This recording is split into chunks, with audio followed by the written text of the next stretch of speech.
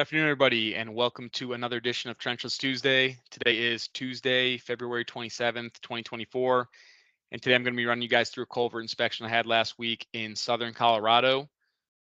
So with this culvert, we measured it to be about 142 inches by 90 inches. Good news with this culvert is that it is fairly oversized hydraulically, which will open up some options for what direction they decide to go.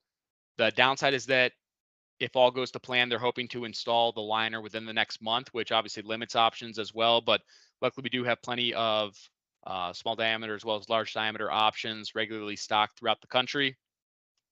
So getting into more of the culvert. Um, while we were able to take the measurements that we could, there does need to be a fair amount of cleaning done to confirm those measurements and make sure the liner that we're supplying will fit and also gain them the hydraulics they need, or at least maintain the hydraulics that they need. So with this culvert, another downside would be that, well, there's downsides financially and socially. Socially, the owner was saying how if they were to dig and replace this road, that would send folks on a very extensive detour to get up and over a mountain to get to the center of town when it should just take about 15 minutes. So aside from there not really being an emergency access route, they also mentioned that the crane rental alone, if they were to dig and replace this culvert with a box, would be about $50,000 alone for the week just for the crane rental. So financially, it shouldn't really pencil out to replace this culvert either.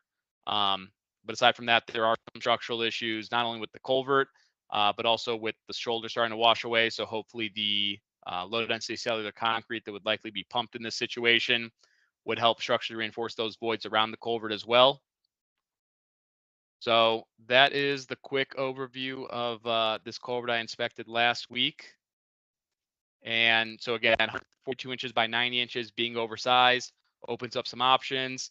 With the install timeline being a little bit rushed, it may limit the options, but either way, regardless of whether the culvert is circular, arched, even to this degree, or box or regularly shaped, we're always able to provide at least one fully structural 100-year design life solution.